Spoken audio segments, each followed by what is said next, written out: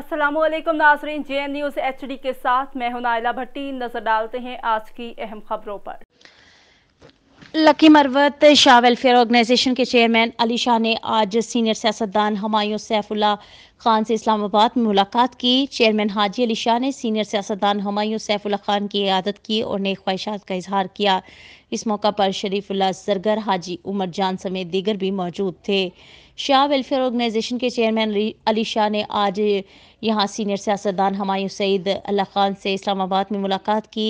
Chairman Haji Ali Shah ने senior सियासतदान हुमायूं सैफुल्लाह खान की इयादत की और नेक ख्वाहिशात का इजहार किया। इस मौका पर शरीफुल्लाह ज़रगर, हाजी उमर जान समेत दीगर भी मौजूद थे। सीनियर सियासतदान हुमायूं सैफुल्लाह खान ने हालिया सैलाबों समेत गरीब और बेसहारा अफराद की खिदमत पर शाह वेलफेयर ऑर्गेनाइजेशन के चेयरमैन अली शाह को ज़बरदस्त अल्फाज में खराज तहसीन पेश किया और अपनी तरफ से मुकम्मल ताउन की यकीन दहानी कराई गई।